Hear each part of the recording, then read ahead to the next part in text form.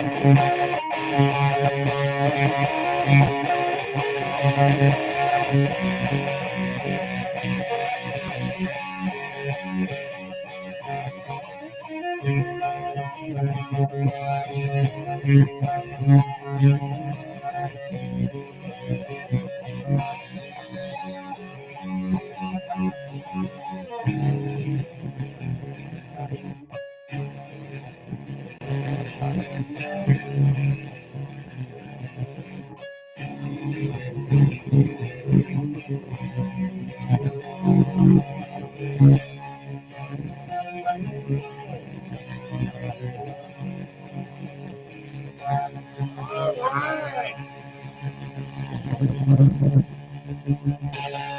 to the Rockin' Midday Show with Bob.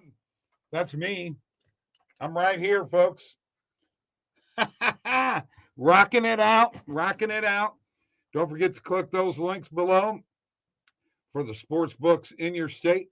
And don't forget to check out this beautiful OddsJam coffee cup. Yes, it's beautiful. I love it. Cheers. It's got water in it. No whiskey. No whiskey. All right. Midday show. We'll talk a little sports betting here in a bit. I think I've got my problem fixed with sharing my screen. That was quite an experience earlier today. All right, let's take a look at a little bit of rock history. This day in music. Bob Dylan in 1965 released his 5th studio album, Bringing It All Back Home.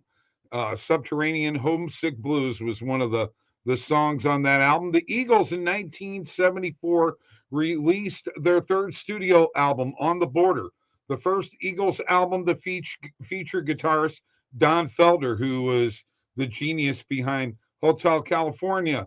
3 singles already gone, James Dean, and Best of My Love. That's a little rock and roll history for you all. Hope you all enjoyed that. And that song that I played was Shine by Collective Soul. It was the lead single from their 1993-94 debut album, Hints, Allegations, and Things Left Unsaid. Shine would become a hallmark of 90s alternative rock, and it became the #1 album rock song of 1994 and won a Billboard top track. So there you go, little rock and roll history there. And now we're on to sports, and let's see if there's anything happening right now. What's happening out there in the world of sports? I talked about Phil Mickelson this morning. We've just talked about this tournament, and we're probably going to talk some more about this tournament because I'm going to have a special guest right around the corner. There is one thing I'd like to ask. I just got done doing a podcast with my buddy Kenny White. Are the Celtics for real in the NBA? Because you know what? They may be. They have really turned their team around. And as Mike had said earlier, Tatum's become quite the facilitator. And if he plays like that, it can completely change this team and the expectations moving forward. So with that being said, I'm going to bring in my buddy Randall. You all know Randall, don't you? Everybody knows Randall. The whole world knows Randall. There's Randall. That's almost too close, Randall. Yeah, you doing all right? I'm good. Hey, you talking about Jason Tatum and the Celtics? Is there any value in Tatum 500-1 to win the MVP? Ooh, I'd say so. That's a good one. Wow. I mean, his stats these last 10 games, just looking through that this morning, I mean, he is obviously absolutely killing it. I mean, if the Celtics, I guess it would be contingent upon the Celtics getting the 1 seed. If the Celtics are the 1 seed, I mean, does Tatum, 500-1 is insane. It's probably still Jokic or Embiid. Morant is probably ahead of Tatum, but I think it's an interesting angle. If the Celtics were to finish first in the East and Tatum continues to play the way he is, 500-1 is some great value. Yes, very, very big value. Absolutely. Agree with you wholeheartedly. But the reason that we got you on here is we always want to talk to you about March Madness because you're on such a roll and you are once again the king. But I was talking to Kenny about your performance earlier, and he was just, he was like, wow. He started off like that. He was blown away by your performance, and you know, we want to talk a little bit more about this. You and Steve both. We can't leave Steve out because he gets his feelings hurt because he is kind of a kid, but you, on the other hand, can handle it like a man. So in that case, uh, how much of and I know you and Steve talk, and you do you handicap on your own, or are you handicapping together? No, I mean it's totally separate, which is really what makes it that much better in my opinion because he has what he looks at, I have what I look at, and more often than not when we line up, it's pretty good. And this week we were just talking this morning. I guess Sunday we were opposite in 3 games. He liked Purdue, he liked Illinois, and he liked Wisconsin. I was on Houston, Iowa State, and Texas. 2-1 there. But more often than not, when we're opposite, it ends up being about 50-50. Over the long haul. But no, we do. It's totally separate. We were just talking this morning. I texted him. I said, "Hey, what are you looking at this week?" He sent me his plays, and I mean they all line up with what I'm looking at. So Thursday night, right here on the YouTube channel at 6:30 Eastern. Sweat the Bet's going to be a little bit earlier. We'll have to coordinate your show as well. If you guys want to go after us, but we can figure that out off air. Nobody wants to listen. Yeah, we'll figure that out. They don't want to hear about that. I was wondering when you were going to do your show. And also, is there a golf show this week or not? Probably no golf show again. We'll probably pick it up. I would say maybe the Masters. I'm actually going down to New Orleans for the Final Four, but should have time that Wednesday. Well, I guess it's a week before, so right. We'll probably try to do the Masters and do that. But yeah, unfortunately, actually, we looked at the golf model last week, and Ryder fit the golf model. He probably would have been one of our outrights. So unfortunate that he won. Hey, let's talk here real quick, okay? Because I want to get in on this Masters discussion, okay? Because I've been watching the Masters since I was a little kid. Phil Mickelson is not going to be in the Masters, and this is a big thing. Evidently, Phil, apologizing for his actions with trying to stir up this thing with the Saudis, and I guess not everybody was going to follow Phil.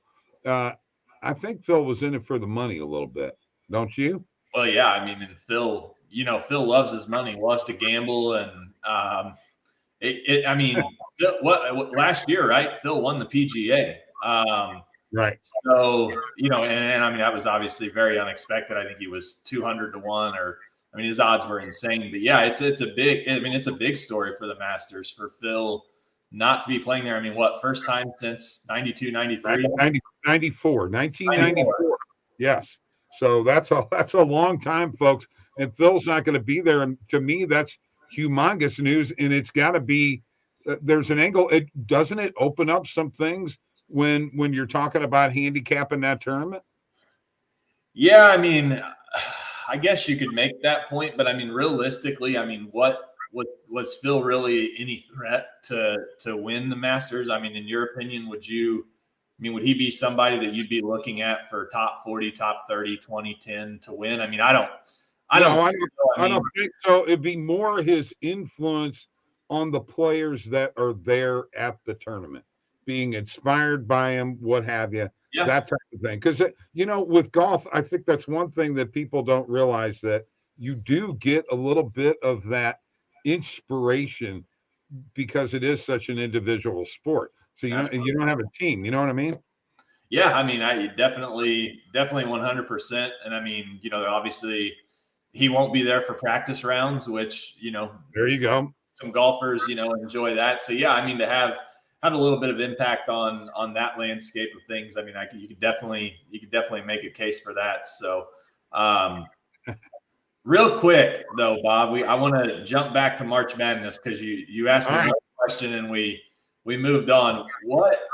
I listened to your show last night with you and Mike, and I watched it. What are your thoughts? I mean, are you believing that this St. Peter's team can hang around with Purdue? And before you answer, I'll tell a little tidbit here about Purdue, and I'll share it again tomorrow as well. But Purdue, prior to coming into this tournament, the big dance, had played 10 games. What do you think their record was against the spread in those 10 games?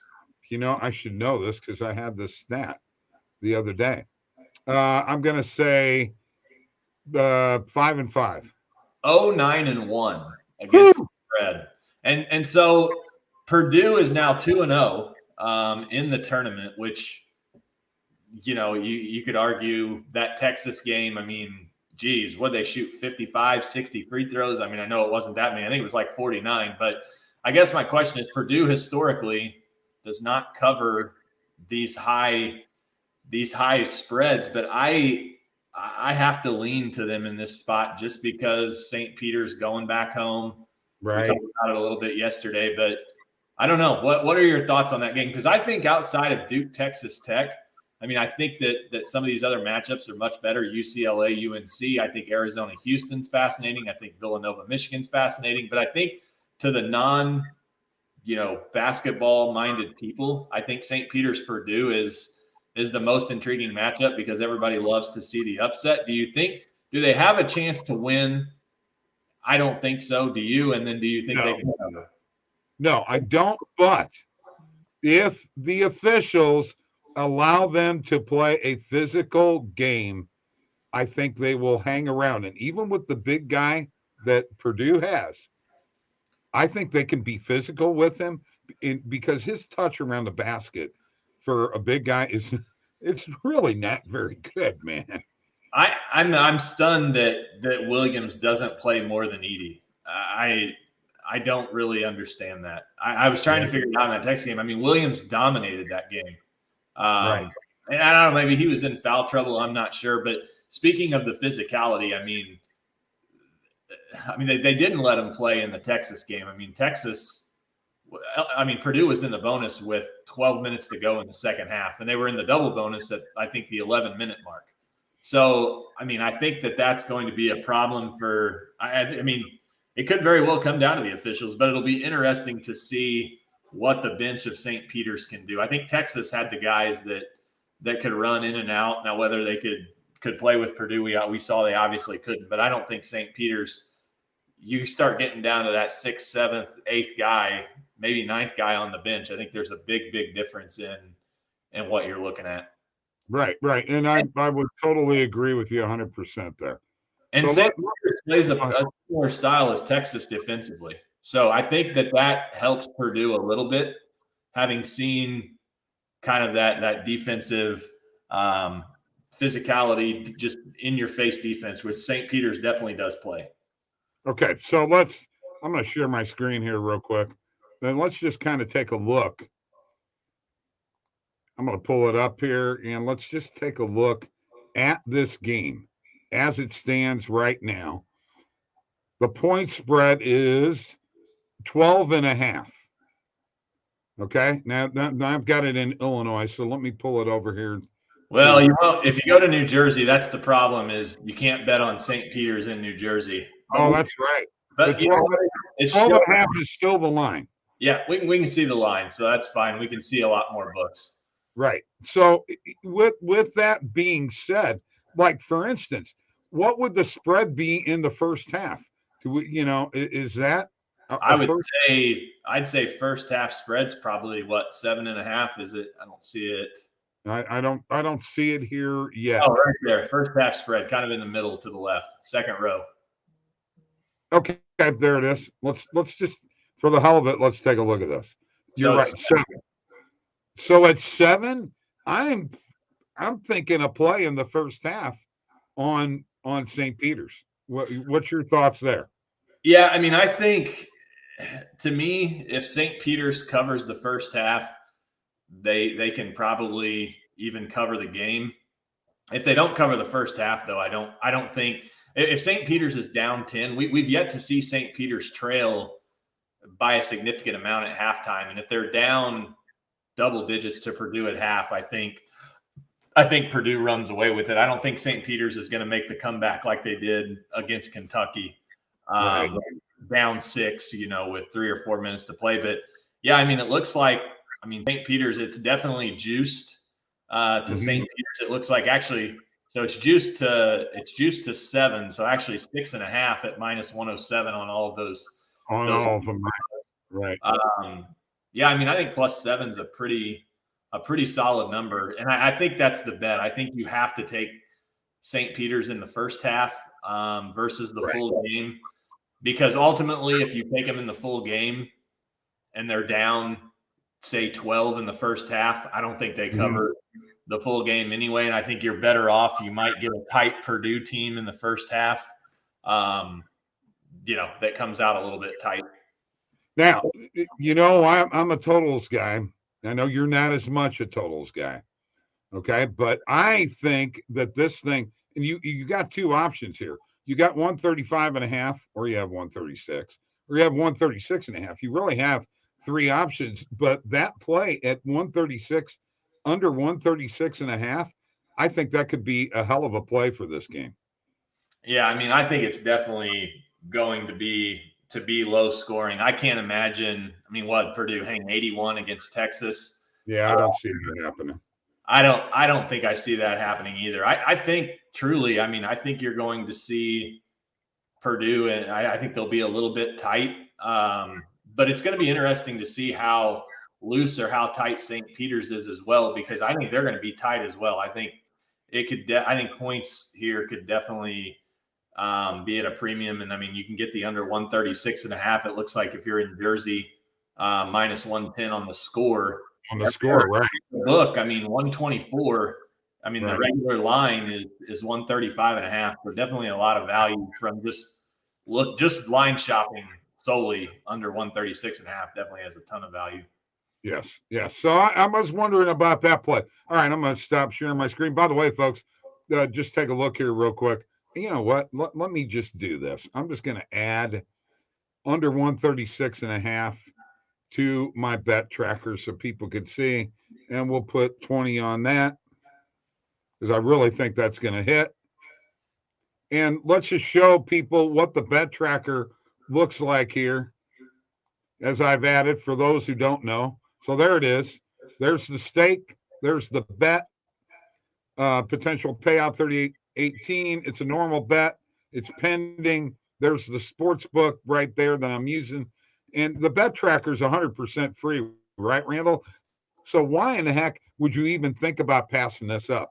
Add all your bets to this bet tracker, so you can keep track of what you're doing, what your profit is, what you got pending, what your return on investment is, where you at in the percentage of your place bets to your closing line value, which I'm at 60.1. That's pretty good, isn't it, Randall? Yeah, solid number there. And yeah, Bet Tracker grades all your bets for you. You don't have to go in and grades them at the end of each night, and tracks your profit and loss all in one place, 100% free to use. Yeah, 100% free to use. Go to OddsJam.com. All right, I'm done sharing my screen. Okay, March Madness. That's where we're at. Are you doing anything with the NIT as we break up here? Anything at all with the NIT? Well, I've got your boys from WAZZOU, Bob. That's up the wazoo. That was a destruction of the parlay that you spent an hour trying to put in that day. Oh yeah, I know. That was the destruction of the parlay. Which, by the way, OddsJam TV, when are we airing this week? You got any ideas? I think we're going to go tomorrow. We'll tweet out a time here later today. We need to get in the group and figure it out. That group chat's dead, Bob. You got irritated on Sunday and you left us hanging. I'm done with the stupidity. I can't handle it anymore. All right. Put my hair in a ponytail. back to your NIT question. So, Yes. I have Washington State 22-1 to win the NIT. Tonight, Xavier and Vanderbilt, I mean, nothing really there. I'm probably honestly going to ride Washington State again tomorrow, plus the 3. They're at BYU. That's for a chance to head to MSG, the Final 4 teams. I still think there's some value on WAZZOU at 10-1. Obviously not as much as 22-1, but I do like this Washington State team. I like them plus the 3 tomorrow against BYU. I'll probably bet that tomorrow. Other than that, though, I mean, I've not bet a single thing this week.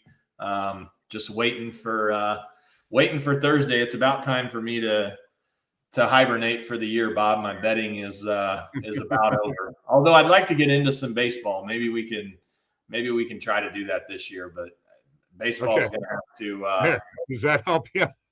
There you go. You need to display that so you know. I'm doing it right now, so I remember it. Okay. WAZZOU equals Washington State. All right, folks, that ends the midday show.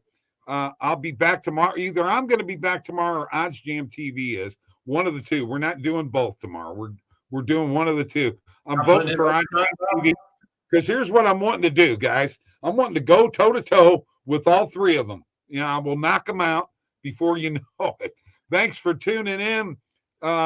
Keep rocking, man. You got to keep the rock and roll going. You know what I'm saying? Keep going. Rock it out!